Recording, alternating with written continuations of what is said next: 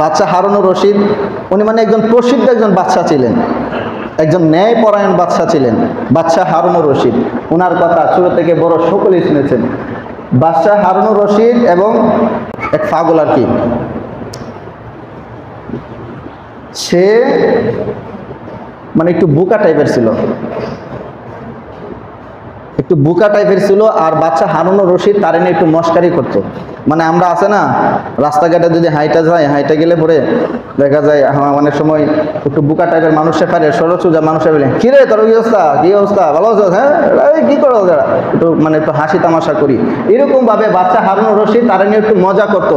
কিন্তু বাদশাহ হারুনুর রশিদ জানতো যে এই পাগলে যা বলে তার অধিকাংশই সত্য বলে, কিন্তু তার ভিতরে অনেক জ্ঞান আছে এই বাদশাহ হারুনুর রশিদ তা জানতো। এই জন্য কিন্তু বাদশাহ হারুনুর রশিদ তার মনে মনে বালা পাইতো,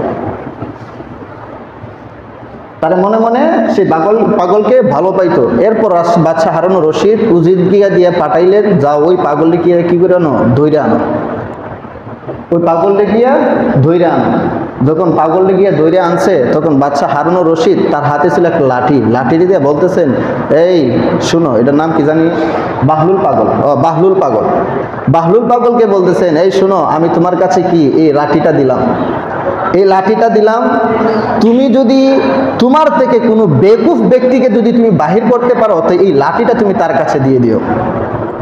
বেকুফ মানে যার জ্ঞান বুদ্ধি কম, এরকম লোকাকে যদি বাহির করতে পারো তো এই লাঠিটা তার কাছে তুমি দিয়ে দিও।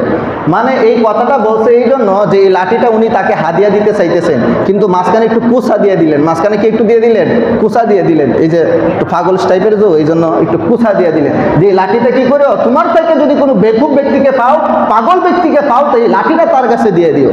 সে ঘুরতে লাগলো, প্রায় 3 বছর যাবৎ সে ঘুরতেছে, কিন্তু সে ঘুরে দেখে হেয়ার থেকে বেকুফ আর কোনো ব্যক্তিরে পায় না, হেয়ার থেকে বেকুফ আর কোনো ব্যক্তিরে পায় না।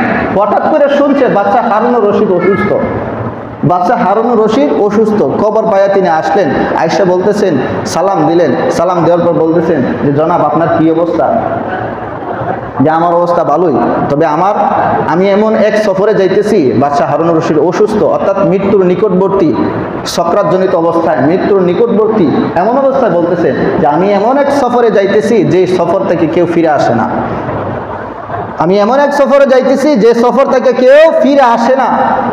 তখন এই বাহলুল পাগল বলতেছে যে জনাব আপনি যে সফরে যাইতেছেন সেই সফরে যাওয়ার আগে আপনি সেখানে লোক পাঠাইছেন?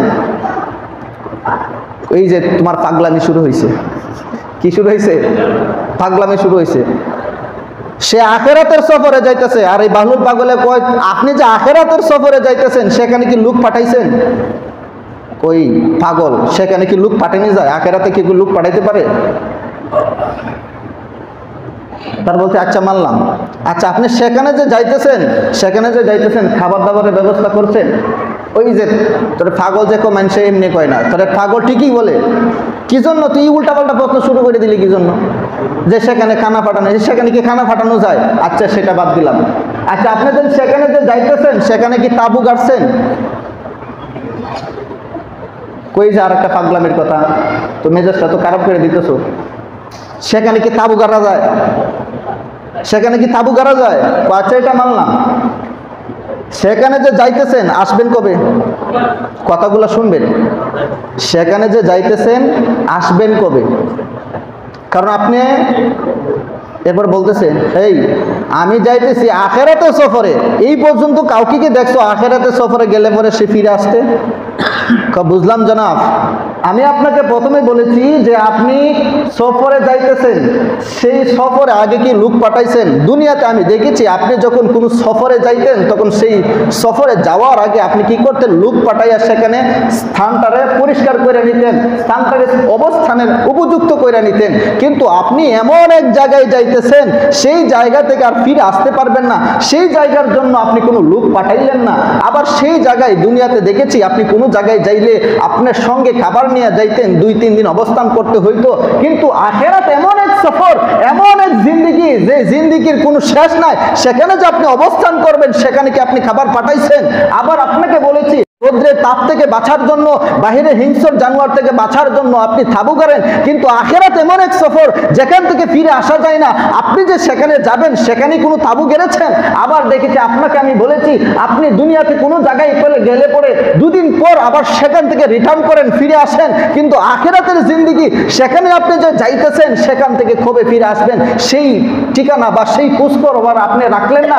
তো আপনি যে আমাকে প্রথমে যে একটা দায়িত্ব দিয়েছিলেন, হে আমার থেকে যদি আমি কোনো ভালো পাগলকে পাই বা আমার থেকে কোনো বেশি পাগলকে পাই, এই লাঠিটা যেন আমি তাকে দিয়ে দেই। হে জনাব, আজকে আমি দেখতেছি যে আমার চাইতে আপনি একবারে বড় পাগল, আর আপনার চাইতে বড় পাগল আমি আর এই জমিনে কাউকে খুঁজে পাই না। আল্লাহু আকবার। দেখেন, যে দুনিয়ার সব কিছু ঠিক রাখলো, কিন্তু এমন এক সফরে আপনি যাইতেছেন, সেই সফর সম্পর্কে আপনার কোনো অবগতই নাই, কোনো প্রস্তুতিই নাই, কোনো কিছু নিয়ে যাইতেছেন না, তাহলে আপনার থেকে আর কে বড় পাগল হইতে পারে? তো আপনি যে আমাকে এই লাঠিটা দিয়েছিলেন, যে আমার থেকে যদি কাউকে পাগল পাই সেই পাগলকে যেন এই লাঠিটা দিয়ে দিই, হে জনাব, আপনার লাঠি আপনিই রাখেন। তখন সেই বাচ্চা হারুন রশিদ বুঝতে পারলো, হাই রে হাই, সে একজন পাগল হইয়া যদি এই কথাটা বুঝতে পারে, সেই পাগল হইয়া যদি এই জ্ঞানটা রাখে, আমি একজন বাচ্চা হইয়া আজ এই জ্ঞানটা রাখলাম না। সে কাঁদতে শুরু করে দিল। আপনি যে দুনিয়াতে বসবাস করতেছি, সেই আখিরাতের জন্য আমি কি সামানা তৈরি করতেছি, আখিরাতের জন্য আমি কি সামানা তৈরি করতেছি, একটু চিন্তা করি যে আমার দুনিয়ার সব কিছুই ঠিক আছে, আখিরাত কি আমার ঠিক আছে কিনা। এখন যদি আমি মনে করি, এখন যদি আপনার মৃত্যু হয়ে যায়, আপনার মৃত্যু হয়ে যায়, আপনি চিন্তা করেন যে আখিরাতটা আপনার কেমন হবে। আপনি যে অবস্থা আছেন, এই অবস্থা থেকে এখন একটু চিন্তা করেন যে এখন আমি এখান থেকে মসজিদ থেকে বাইরে হয়ে যাওয়ার সময় এই মসজিদের যে বারান্দায় যে লাইনটা আছে, রডটা আছে, সেখানে হুঁশটা গায়ে পইরা আমার জান চলে গেল, জান কবজ হয়ে গেল। এখন আমার আমল কেমন আছে? আমি এই অবস্থায় যদি আমি মারা গেছি, আমার জন্য কি আমার হিস্টোরি, প্রত্যেকের আমল সম্পর্কে জানেন, গুনাহ সম্পর্কে জানেন, নেক কাজ সম্পর্কে জানেন। একটু বিবেক দিয়ে চিন্তা করে, অন্তর দিয়ে চিন্তা করেন যে আমি এখন থেকে বাইরে হওয়ার পর মারা গেছি, এখন আমার অবস্থান জান্নাত নাকি জাহান্নাম।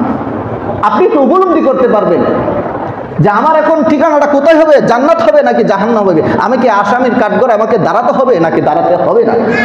তো এই জায়গা থেকে এখন চিন্তা করেন, উপস্থিত সময় মনে করতেছেন যে মৃত্যু তো অনেক দূরে আছে, মৃত্যু তো অনেক দূরে আছে। না, মৃত্যু অনেক দূরে না, মৃত্যু অনেক দূরে না, একবারে কাছে, একবারে কাছে।